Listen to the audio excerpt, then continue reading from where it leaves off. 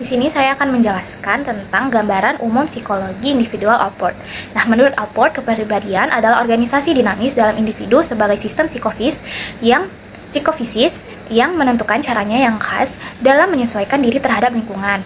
Secara sederhana, Allport membagi psikologi kepribadian ke dalam dua golongan, yaitu psikologi normal dan abnormal, yang menyatakan bahwa kepribadian normal adalah orang yang perilakunya sesuai dengan standar otoritatif, dan kepribadian abnormal adalah mereka yang berperilaku tidak sesuai standar otoritatif tersebut. Allport menjelaskan bahwa standar otoritatif adalah kriteria yang terbentuk atas standar masyarakat terhadap sesuatu yang dianggap sebagai sebuah kenormalan. Menurutnya, kata normal berarti standar yang otoritatif, dan yang dimaknai normal berarti mematuhi standar tersebut.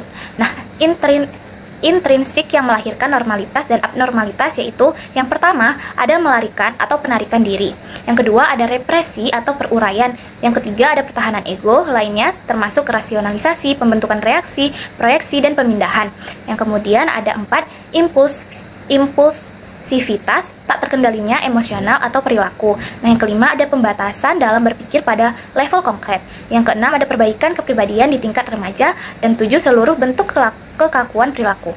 Allport kemudian menyempurnakan penyebab normalitas dan abnormalitas menjadi 8 dengan menambahkan toleransi, frustrasi, ketidakmampuan menahan frustasi atau rasa stres.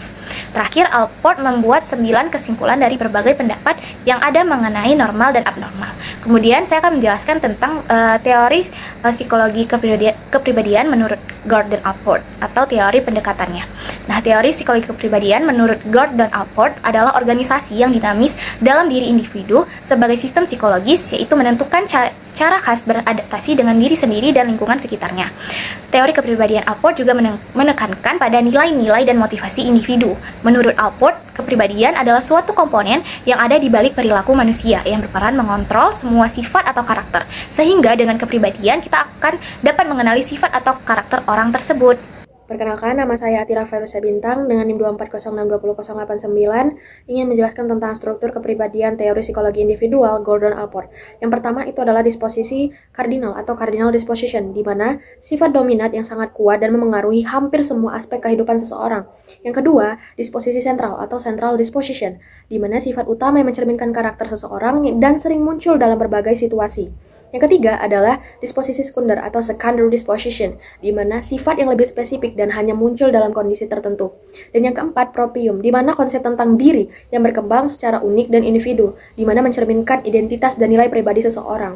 Dan yang terakhir adalah otonomi fungsional, prinsip bahwa motivasi seseorang itu berkembang dari ketergantungan biologis menjadi tujuan yang lebih mandiri dan bermakna.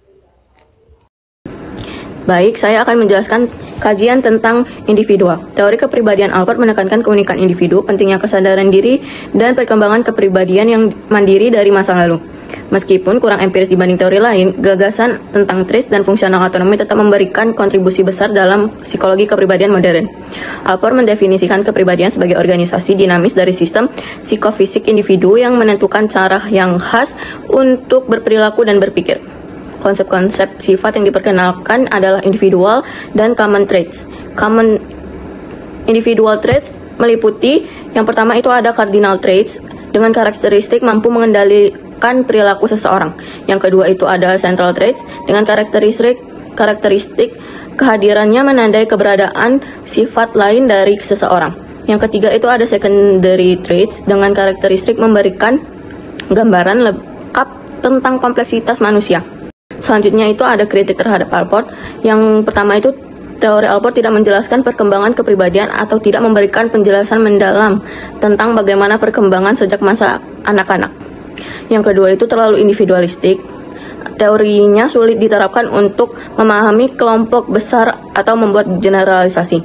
Yang terakhir itu kurang memiliki daya prediksi atau lebih ke memprediksi perilaku di masa depan. Teori kepribadian Allport lebih berdasarkan pemikiran filosofis dan logika awal daripada investasi ilmiah. Allport menyatakan bahwa orang-orang yang memberinya masukan juga setidaknya benar dalam beberapa bagian. Baik, sekian dari saya. Baik, di sini saya akan memberikan kesimpulan dari teori psikologi individual Gordon Allport, di mana teori ini tuh menekankan bahwa setiap individu itu memiliki kepribadian yang unik dan berkembang secara mandiri. Ia menolak pendekatan psikoanalisis yang terlalu fokus pada ketidaksadaran dan pengalaman masa kecil, serta pendekatan behaviorisme yang mengabaikan faktor internal manusia. Sebagai gantinya, ia mengembangkan konsep trait personality dan functional autonomy, yang dimana menjelaskan bahwa kepribadian seseorang itu dibentuk oleh perilaku yang stabil serta motivasi yang berkembang secara independen.